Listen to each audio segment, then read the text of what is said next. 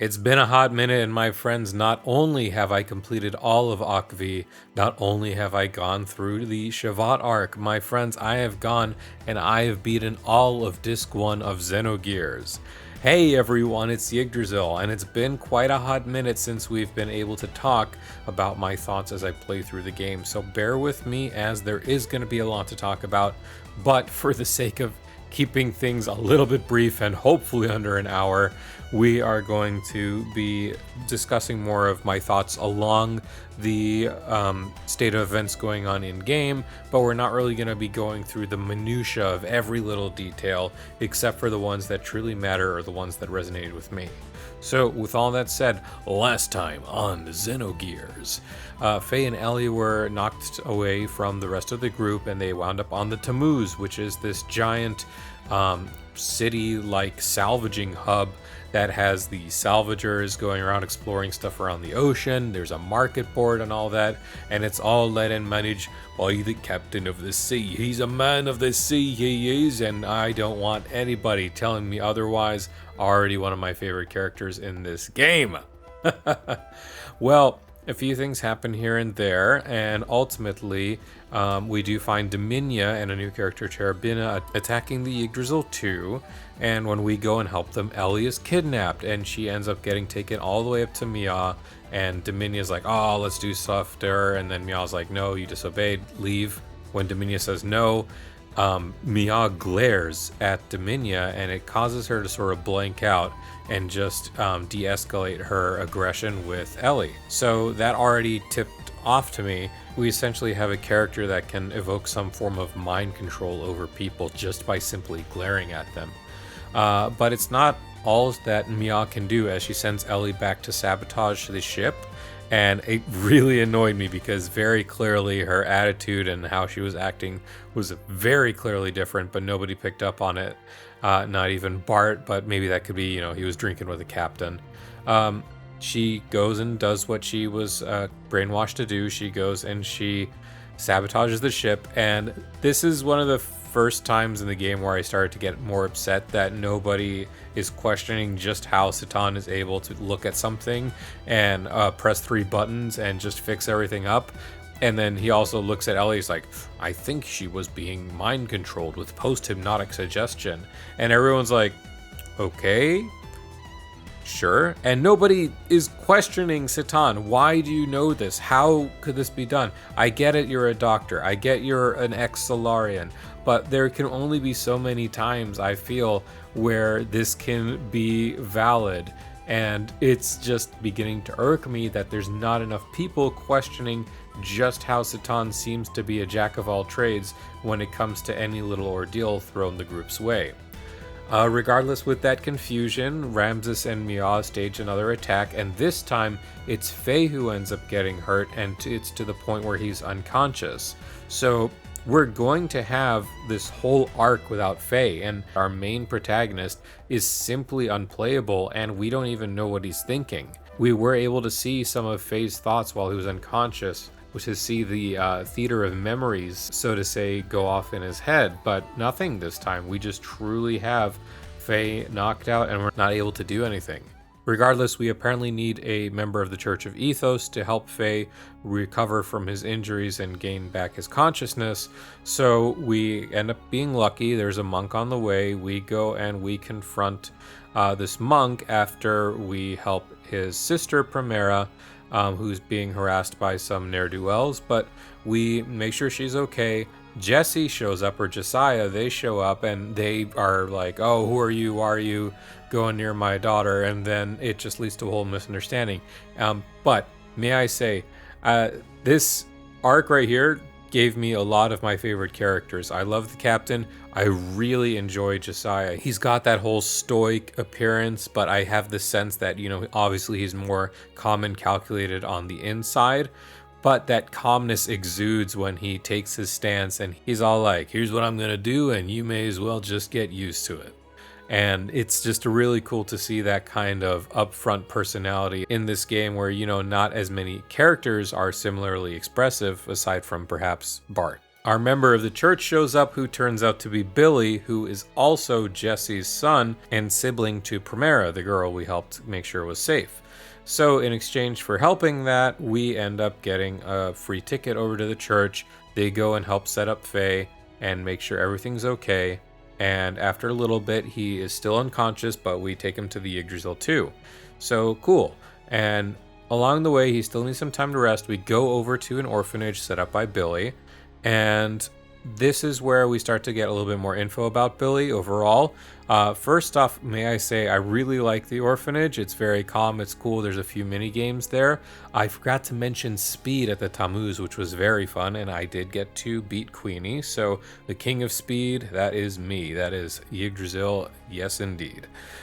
We did that, we chased some chickens around, we gathered books, and we also gave a bell that we picked up from Red Rum to one of the kids at the orphanage who was insisting to Rico and to the group, hey, I remember that sound, that exact bell, my dad always used to carry that.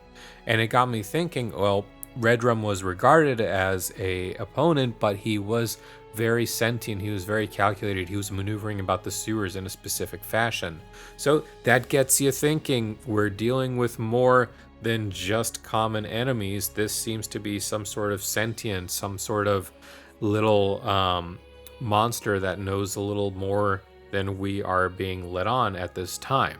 And sure enough, while we're at the orphanage, Bishop Stone also shows up. And first off, may I say, unless your name is Brock and you lead a rock-type gym, generally I don't trust anime characters who show up with their eyes closed smiling. I'm just gonna say that. All the more so if it's a member of the church, you know? But so he has a mission for us. Apparently, Aqvi is prone to these creatures that are called Reapers or Varus, and they seem to be regarded by Billy as creatures who know a little bit more than some of your typical humans. And again, with this thrown right after the kid who was just talking about Red Rum, I already had my suspicions being proven right then and here. So we go off to this abandoned church ship, and sure enough, it's empty, and it looks like there's no one in sight. Apparently I missed this, but there's even like little horror details, like this shower that's supposed to spew blood, but it's just a rusty iron apparently, or something like that. But as we get close to the front, we're confronted by Red Rum 2.0. In this case, its name is Bloody, and it is just as bloody as Red Rum 1 was. Immediately killing off my group and having to throw off some Zeta souls and try and survive. But we did get there, and when the creature then mentions its brother is going to help. So there's still more to be done. And I really do like the whole intermission scene where Billy summons forth his gear from the orphanage. It was a little silly, a little funny, but you know, in Xenogears, we need a little bit of humor like that every now and then. And I will tell you right now, the giant wells was my first game over because I failed to read its gimmick properly. It has a gimmick where if it takes ether damage, it grows larger, and it eventually, I think 3 was the lucky number. If you hit it 3 times with ether attacks, it grows to the point where all of its abilities just start doing AoE, and it board wiped my group. So I learned my lesson the first time, got it killed on the second time, and our mission is done. It's back to the church, back to reporting to Stone, only to find that the church was assassinated. Like, there's assassins going out and they're killing people left and right, and my goodness, like, that was a shock to me to walk in and just see an immediate plot development. Apparently there's Jesse's gun shellings out there as well, so we're like, who's doing this? Only for us to find out that it is Solaris turning on the Church of Ethos, because we find Solarian equipment in the basement with this huge, massive lore dump. And, you know, I think in the start of my second video, I was calling Nisan the City of Revelations, only to realize that pretty much every major arc in this game past the first one has some major lore implications going on, and they only just get crazier and crazier. So we find out all these things, that the Church of Ethos is simply a front for the Yggdrasil ministry to get information about the surface, and in exchange the church is also meant, as it's a puppet figure, to supply Solaris with equipment, with smuggling people from the surface. All those orphans Billy's been helping out, all the people the church has been helping out, all the refugees. Apparently the priests and everybody have a little bit of fun, which is, oh, that got very dark very fast. And then they send them up, and that's how Solaris gets some of their labor and some of their science experiments. And it's just like, that got very grim. My goodness. But they're doing other things as well. There's a note that tells us that Shakan is in with the Church of Ethos, and they are basically relaying between Aqvi and Kislev as to how the power struggle in that war should be going on. Where's the gear advancement? How does the machinery, how does their developments rack up? And if any adjustments need to be made. And sure enough, Stone comes on in and just taunts and tortures poor Billy. And mind you, this is a kid who was tortured in his past, having to witness his own mother be killed by Varus, who are the Reapers. They are indeed the creatures that are plaguing Aqvi. They are actually experimented on people. So we're dealing with a corrupt church arc, we're dealing with human experimentation, we're dealing with mind control, all of this in this arc alone, and it still is going to get crazier because when we go to try and take out Stone, he gets to leave on a giant ship, but we also catch a glimpse of another ship that starts attacking the Tammuz, and that one is being led by Karlan, who is going to be, I feel, one of the most major antagonists in this game. He's very calm, he's very calculated, and he seems to be interested in nanotechnology and whatever is going on in Zeboim. So I failed to mention this at the very start. The whole reason the Tammuz is in that area to begin with is because they accepted a deal from the Church of Ethos to begin salvaging at the bottom of the sea for this place called Zeboim, which is supposed to be this ancient super civilization that was destroyed, and it is at the bottom of the sea. And apparently, according to the information from the Solarian equipment down in the basement, there is some equipment there on a scale equivalent to that of nuclear technology. So the church wants to harness that because they want to defect away from Solaris. So we end up trying to intercept whatever is going on. We go to the Zeboim excavation site itself, and my goodness, the scale of this game just continues to impress me, and will only do more so in later arcs as well. Zeboim is very melancholic. It is very somber. You get that sense just of emptiness despite the scale of it all, that it reminded me of the land of the ruins of Mortha in Xenoblade Chronicles 2. This once massive super civilization that was clearly more prominent than anything going on in the modern day, yet it still somehow fell to ruin and quiet and solace. Yet it's not all too quiet right now, as Ellie, as she observes her surroundings in Zeboim, continues to have these flashbacks. She's able to interact with the machinery there, and she even activates this sort of Lifehold-like technology where this sort of nano machine technology comes forth and takes the form of a young girl. And we get interrupted by Stone here, who takes the tech away. We have to deal with two more elements who were just introduced. I really love their designs. I cannot remember their names right now, but they had really cool designs. And they had a gimmick where they were immune to ether attacks. They were actually healing off Ellie, which was a bit of a pain, but I was able to get through to them. And as we chase up the group, we're intercepted by Id. And it actually is Id this time. The Weltall activates on its own, and then suddenly we cannot see Faye at all, and it gives you that first hint, oh, you really finally figured it out that Id is Faye. But we're not going to see that confirmation for a while, but we all know it. Come on, at least I did. His fight was rough. And first off, why is he fighting us? He wants the nanotech. Why is he not going after Stone? Why did Billy have to raise his mouth and start having his attention thrown our way? But what a brutal fight. And it felt honestly unfair, even with perfect work set up. This guy was either hitting me for 50 or he was hitting me for 999, you know? And I just had no way to read that fight. At the very end of it, I think I had Ellie down, and I also had Billy down, and Satan was just hanging on to dear life when I finally got that fight beaten and taken care of. He's intercepted by Wise Man, so I get the sense that maybe Wise Man is on our side all this time. You know, I was really curious because I, for the longest time, thought Id was simply the Wise Man, especially from his initial appearances, and when I happened to see him in the tournament all the way back at Ave. And yet here they are, so that dispels that sort of theory.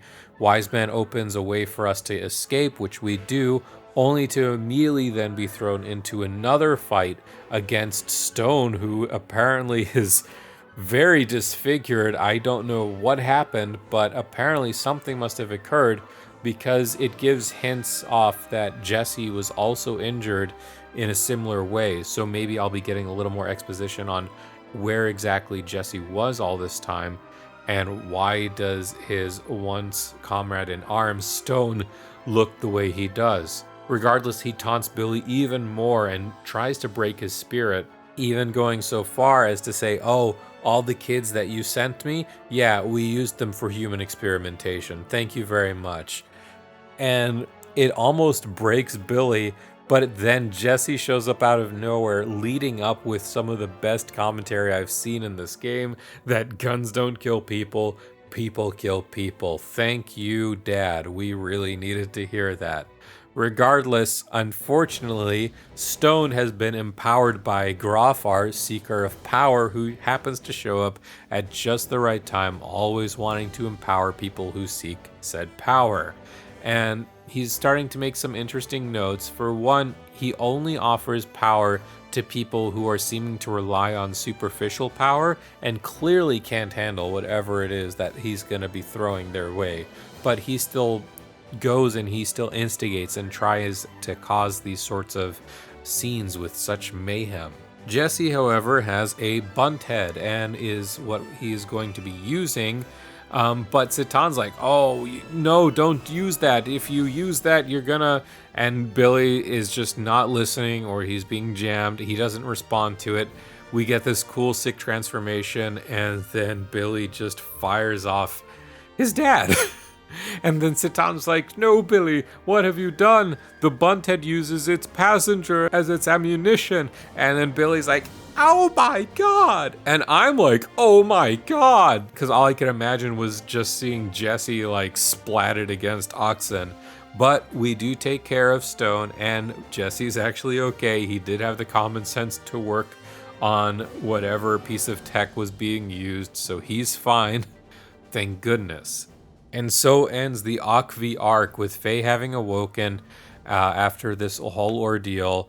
And what a just way for me to come back into this game. I did that whole arc in one sitting, and I just could not put it down, which is why I immediately jumped into the next arc, the Shevat arc, because it is time to go, as Jesse discusses with us the whole reason he was gone. And the whole reason he, as a former commander of Gebra, left was because he found out about the Malak project, or the M project, which is the project that turns lambs into Varus for science experimentation. And one of the scientists on that project sent a gear off with critical information towards Shevat, along with their daughter Maria. And Maria has been there for some time. There's only one problem. We still don't know how to go to Shevat, so we end up finding the Tower of Babel.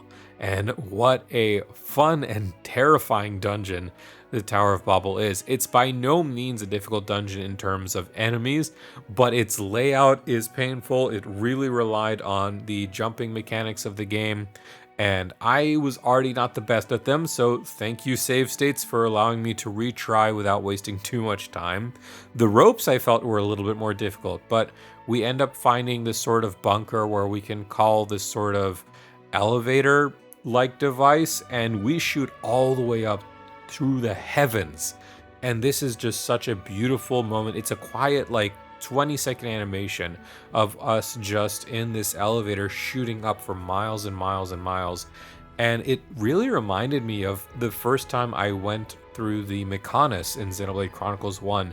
That sense of scale, of grandeur, of just, again, how massive this world ends up feeling at times, especially when paired against the gorgeous backdrops the game often presents. We end up coming halfway up and when we get stopped by Ramses and Mia, and I'm sorry to say, I felt like this was a much easier fight, especially compared to the id fight.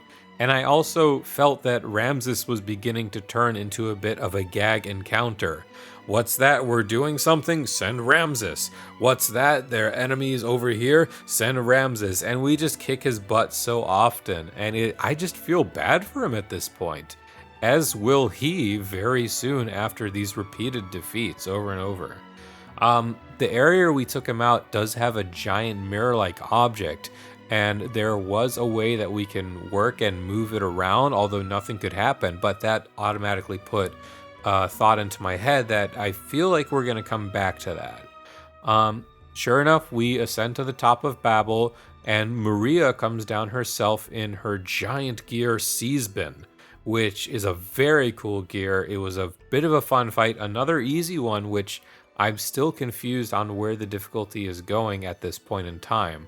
But I would come to find out I felt that all of the Shevat arc was relatively straightforward and easy, in my opinion. But we defeat Maria, we prove that we are worthy to go to Shevat, so off we go.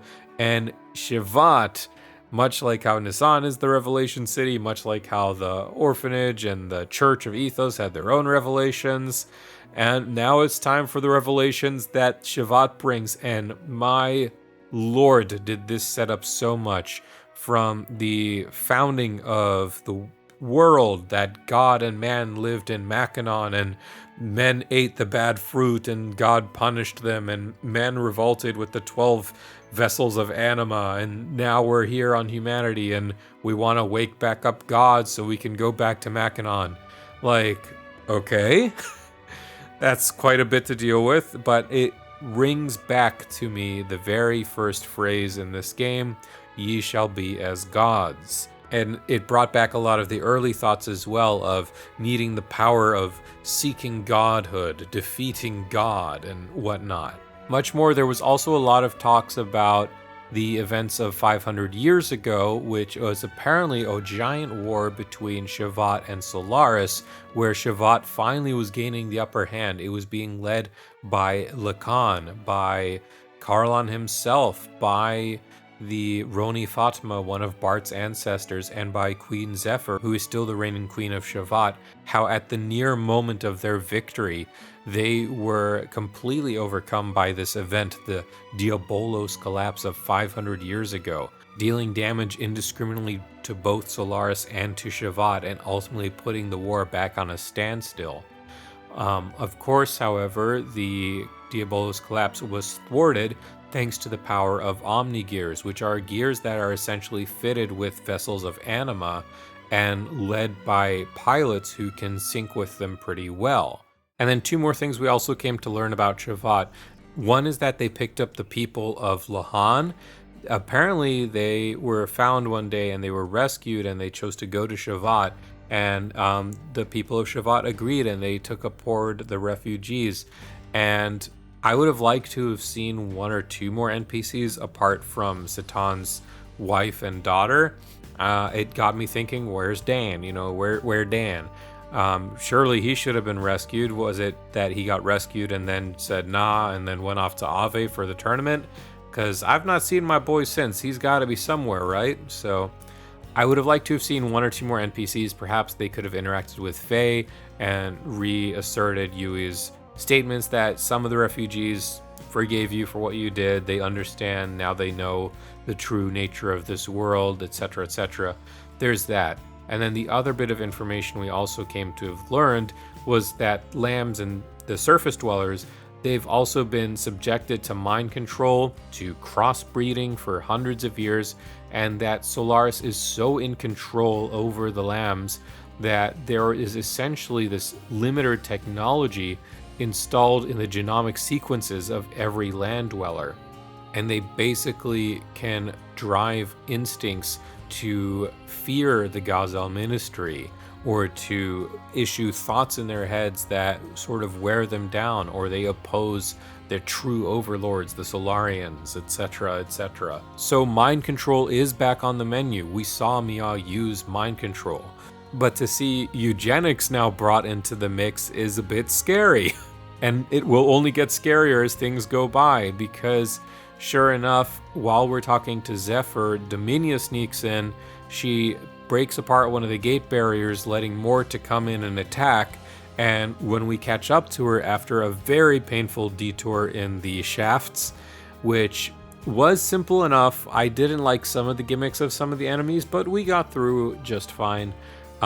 We go to Dominia, and then Dominia starts taunting Maria, saying, hey, your father is responsible for the M Project. Your father is the one that turned people into Varys for the first time. And you know what happens? Varys that are so successful in the project end up getting reorganized, and their whole central circuit system gets turned into mechanical control circuits that can then be installed into gears like your Seasbin.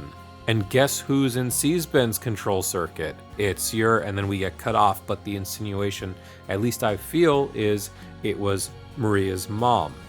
So a part of me is suspecting from this point on that Maria's dad may not have been in full control. If her dad was capable of sending out Maria and Seasbin away to escape, then clearly he was opposed to this. But brainwashing is back on the menu and things are going wrong. Now the gates are destroyed and it's up to us to defend them. So we have 4 gates to pick and choose. This huge siege over all of Shevat, and there's 4 barriers that we gotta protect. So I sent Ellie off to gate 1 because it was described as needing AoE, and those Aerods came in clutch. It just one-shot everything. Gate 2 was left up to Rico, who was straggling a little bit, but his high defense saw him save the day. And then gates 3 and gates 4 were held up and saved by Satan and Faye.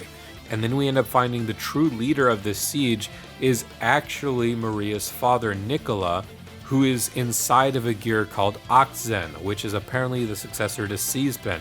And this causes Maria a lot of grief, and it's understandable. First, now they found out the idea of what's happening with Seasbin.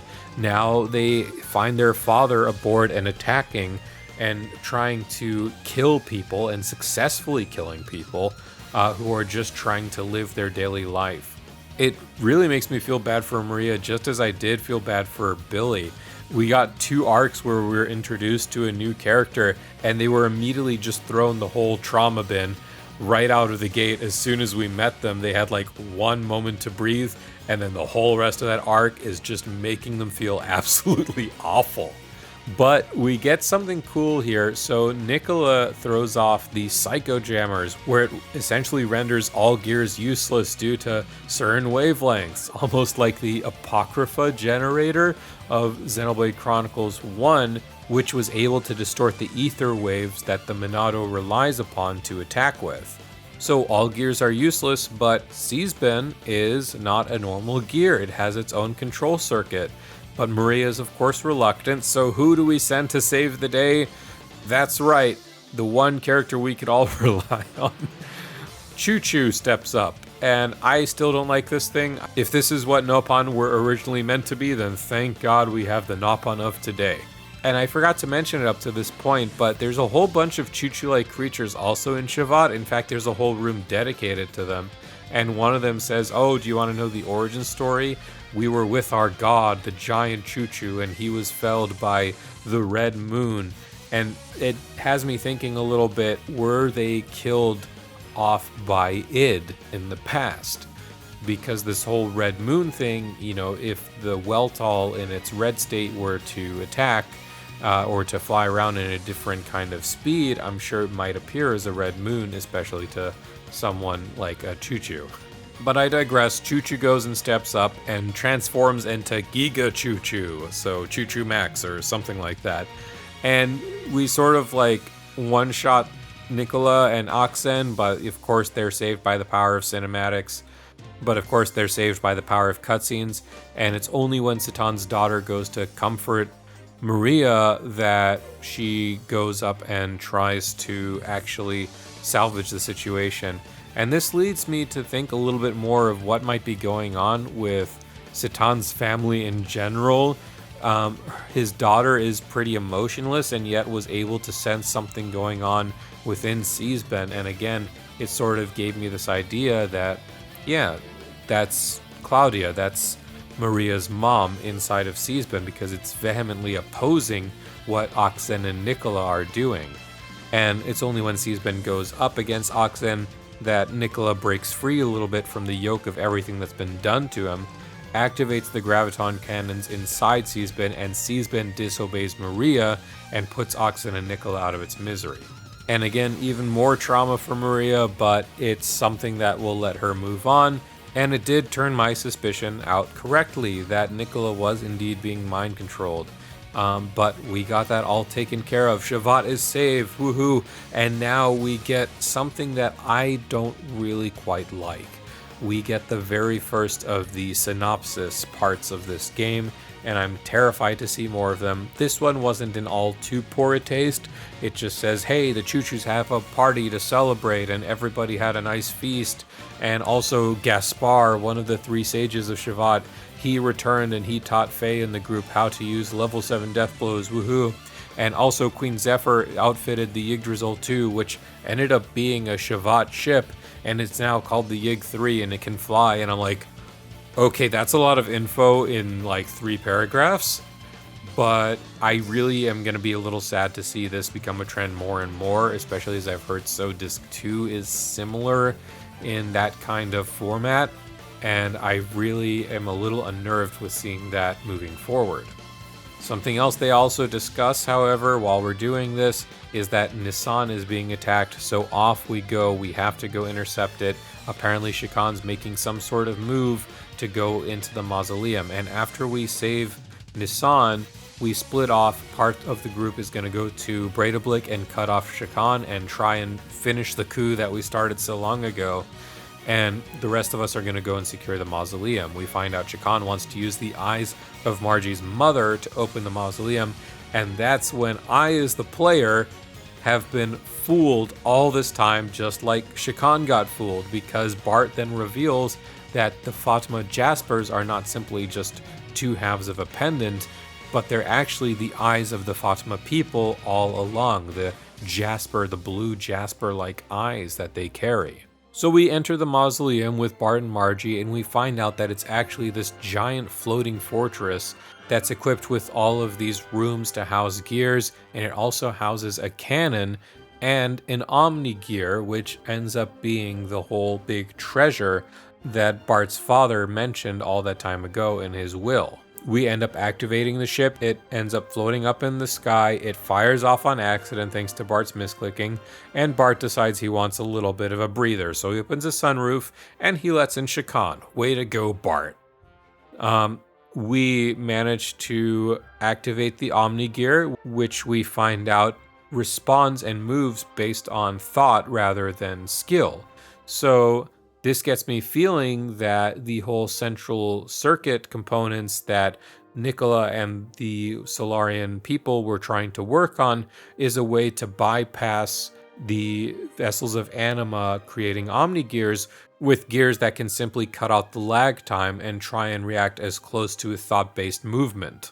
But to actually get to that gear after Shikan locked us out and we don't have access to Margie because she ran on past everybody, Sigurd actually uses his eye, and that was a twist. I did not expect that, but of course, now that I look at his character profile, of course, now that he's doing something, I happen to note that his eyes have the exact same color as Margie and Bart. So what's going on here? I thought he was a land dweller taken up by Solaris and then dumped back down after he escaped. What's happening? Who is Sigurd? Which we'll find out in just a moment, but we do manage to get back in. We oppose Shikan, we beat him, we push him against a wall, and he can't go back to Breidablik. So he ends up being a bit of a fool and leads the group over to the location of one of the 3 gates that create an area of distortion around Solaris. And he attempts to use and gain its power. And wouldn't you know it, You need power? I know one particular seeker of power that is more than happy to give out his share. And sure enough, Groff shows up yet again, empowers Shakan. It's Bart, Faye, and Ellie up against him, and we take him on no problem. Shakan goes down in a satisfying blaze as the gate explodes. All hail our new king, King Bartholomew Fatma, who then uses his power to instantly call an end to the war, pledge for a ceasefire, bring the people back, and then immediately disband the monarchy in favor of republic. But the people are so proud of their new king that they just want more of him.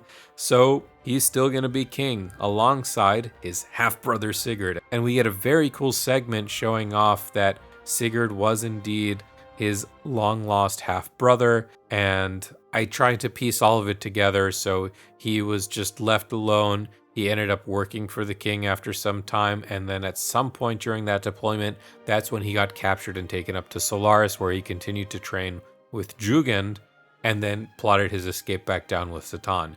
It makes sense. It's a nice piece of the puzzle. It doesn't conflate anything we already knew about Sigurd, and it was just a very nice touch overall. What I don't think is the nicest touch, however, is the gate arc, which is the next little segment of the game. We just took down the first gate, now we need to find gates 2 and 3. And this is where we get another sense of Satan knowing more than he lets on, because he's like, hey, that Fort Jasper, that giant mausoleum ship, and Tower of Babel, don't they look all too similarly? And it's if you look a little bit of a way, that beam that it fires looks like a ball, and the Tower of Babel, it's got a mirror on it. What happens if we have it fire at the mirror? Who knows? And just in case we wanted to try that, I know how to aim the mirror, because of course I do. I'm Satan. What's going on here? Like, what is happening? I started this game feeling that Satan was this Dunban-esque like character, and over the last few arcs I'm like, is he Dixon? Is he really the Dixon of this game? Is he setting us all up just to stab us later on? What's happening? Regardless, Ramses sends the elements after us yet again, and once again we prove that the elements are no match for us, and Ramses is just being labeled as trash by the ministry, and it's just getting to him all the more and more as we take down the second gate, firing our beam at the mirror on the Tower of Babel, and it goes out and destroys the gate that was hidden under the Church of Ethos. Gate 3 then, with the help of the Tammuz, we find is underwater, and it is being protected by our nanomachine girl Emeralda, who was left specifically at that location by Carlon, having some of the info that he already needs from her. But apparently he's not done quite just yet, as he sends off a gear-like being named Kenren, who is only there to observe. He's like, hi everybody, don't mind me, I'm just here to watch and gather data. I am not doing anything, and you can do whatever you want, just have fun. And seemingly Carlin doesn't even care about the state of the gate, otherwise he would have sent more things to try and protect it other than just this little science experiment. But we take on Emeralda, no problem at all. She has a very cool gear, by the way. It's like hands, but they look like wings. I'm reminded of the Hyentia, only with, they have actual wings and not just hands sticking outside of their head. That would be a scary thought. But I digress. A beautiful theme in that fight, which I came to find out is Emeralda's own theme. And we take her out as well as the gate. So all 3 gates are taken care of. Emeralda has now joined our group and is calling Faye Kim Faye, and apparently it's like dad, which Kenren did say. It's like, after all, she's like your daughter, and nobody regards it.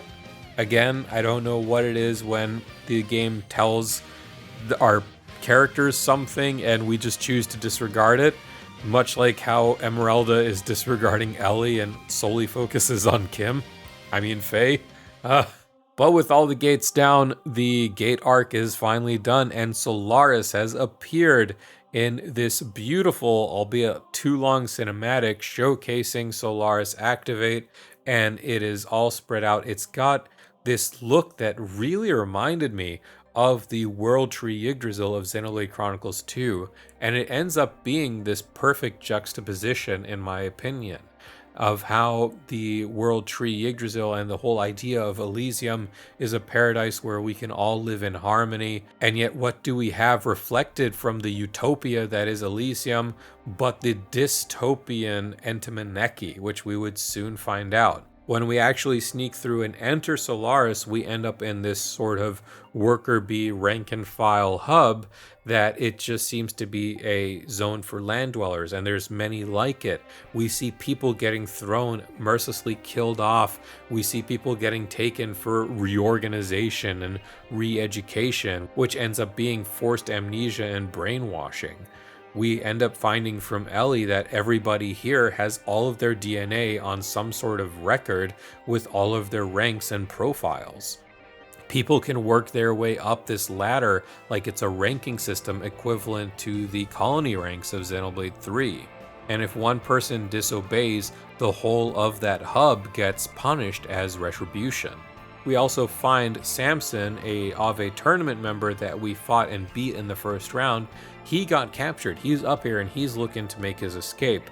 And he swipes a profile card of some sort of like bootleg first-class citizen. And he says, oh, don't worry, I'm going to get through. And you know what happens? He gets incinerated right before our eyes. And that was terrifying. Just goes to show how much they disregard any sort of defiance here in Solaris. We sneak through with the help of Ellie, who tells us that first-class citizens or members of the military should be allowed access, and we get in through no problem, and we're in Entimaneki proper, and this is just 1984. A friend, when I was playing through on Discord, said, just imagine the music of this zone being blared through on speakers. That's what it feels like. And I gotta say, it does feel like that. It feels forced. There's people that are just so oblivious, so happy, so in line with everything. Did you get the new Pogo Jumper 9000? Or did you get the new Solaris cloud machine that plays all your favorite tunes? Hey, this dude's arm got re-bioengineered, and there's pharmaceuticals for everything. And what's that? Assigned marriage so that our children can have the best genes for the future? Jeez Louise, like, this is a shock. As it was finding out that the memory cubes are actually our save states that we've been accessing all this time all over the world. As a nice bit of a fourth wall breaker, we've came to find out that we've just been uploading information for the central systems in Solaris to just take a gander at, and that's going to play into something a little bit later on too. We end up going to a festival where Cain is there, the emperor, or rather like a clone of him is there, to assuage the masses, like, don't worry about the gates, we got everything under control, we're gonna be in Mackinac soon with God. And then Carlon shows up, and something I did not expect here is that Faye, because this is Faye's first time seeing Carlon, is going to have a reaction to him. And we see these memories of 500 years ago where Carlon is speaking to Lacan, who looks and speaks like Faye, so we assume Lacan is just past Faye. And we came to find out Carlon is interested in science. The two of them are studying stuff under Gaspar. They're working to find things out for Sophia. They feel like they made a breakthrough, and they clearly know each other. But then the Carlon of today, who's still speaking, shows holograms of our party members who've all went a separate way to sneak into Solaris. They've all been captured, and they're going to be sent off to the Soylent plant in 2 days' time. Oh no, our boys are off to go get soyed, and we gotta go rescue them. And unfortunately, instead of trying to be calm and rational about this, Faye is just losing his mind. He causes a scene, and we have to run away.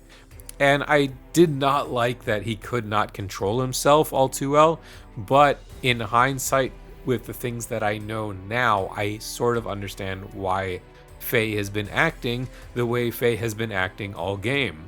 Regardless, we run away and we end up sneaking in hiding in Ellie's house. And Mom is there, not questioning things, but is just happy to see her daughter there. Faye points out she's a beautiful lady, and Ellie points out she's beautiful, but she looks nothing like me.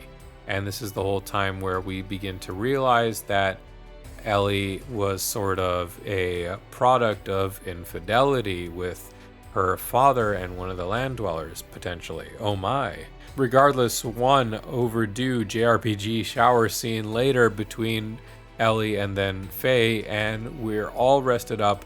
Our characters are no longer smelly, and off we go into Dad's room, sneaking off and trying to get some data to see how we can get to the soy plant.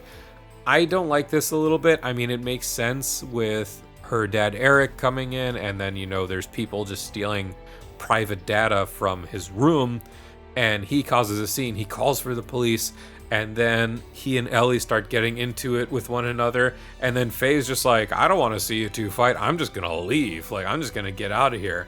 And then her dad immediately snaps judgment. He's like, you know what? You've been the one taking care of my daughter. Just go. But Ellie, stay here. I don't like that it got so wishy-washy. The guy went so far as to call police and hold Faye at gunpoint, and then it's like, just leave. It made me sort of feel like something's going to be happening because he called police, but Ellie's just left alone, and so it's Faye by himself.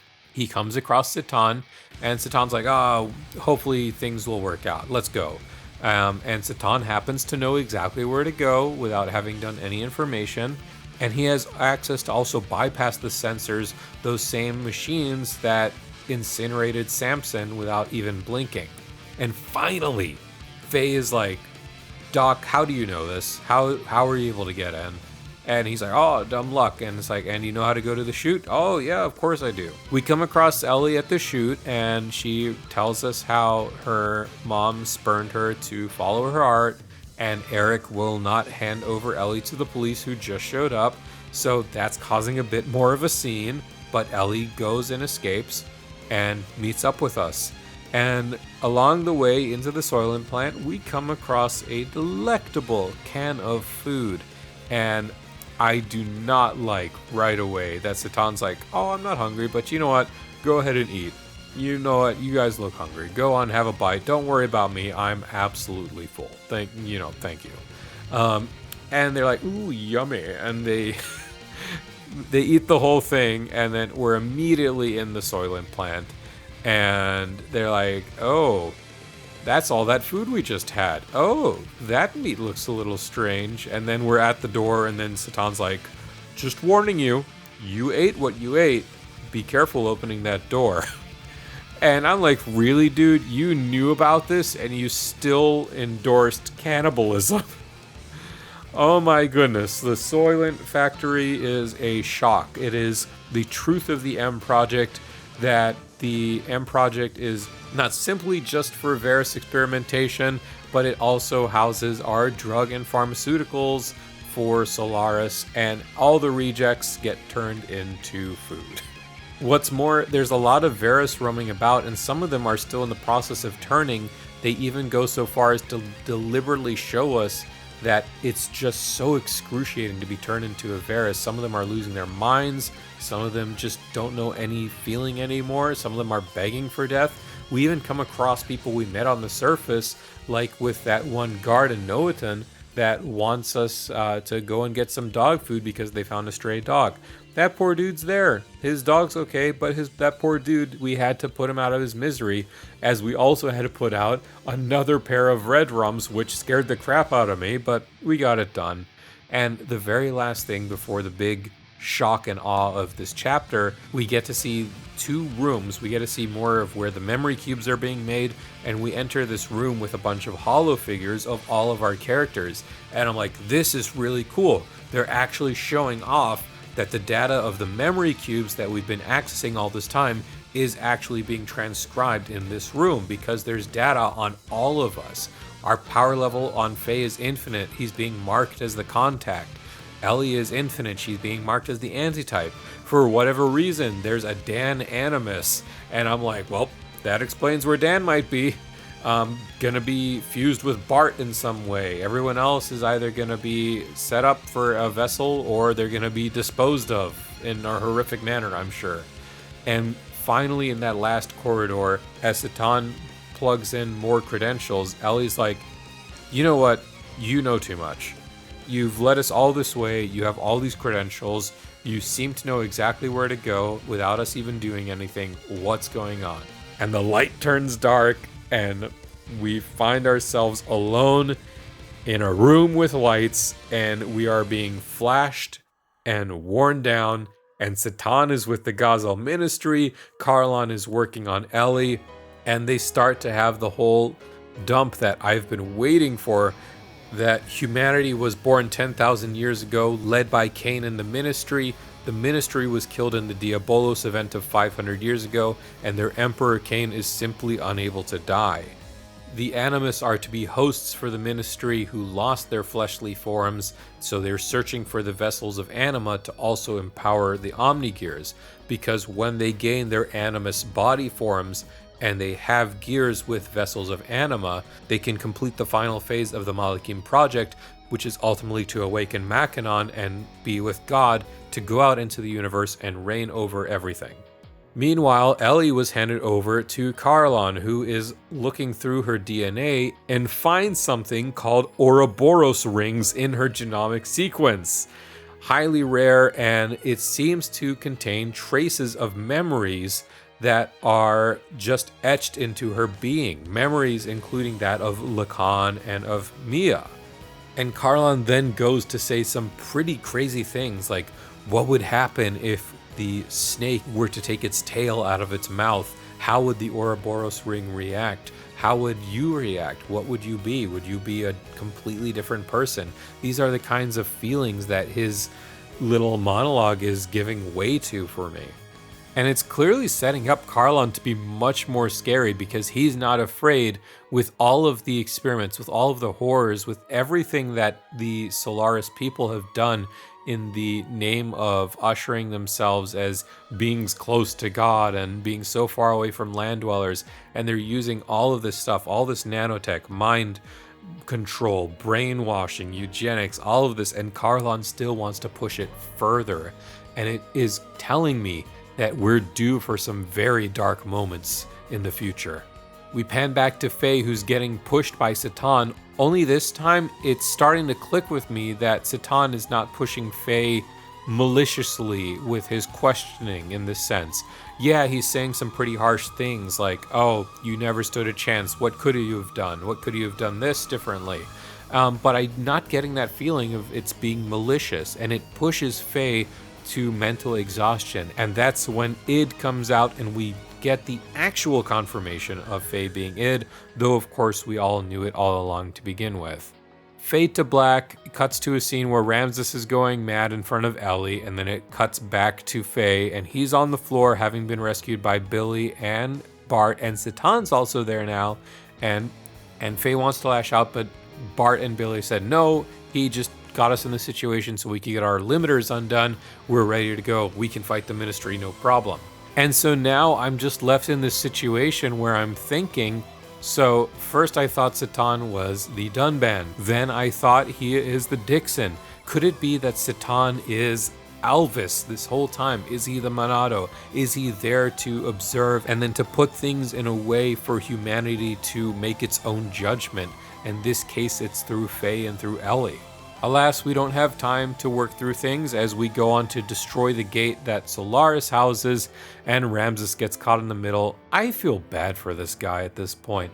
He's being tortured, we beat him left and right, his boss is calling him trash, and then he's gone mad. The poor man's on medicine now, and he gets blown up by the gate in Solaris. He does survive somehow, but this dude is just not catching a break at all.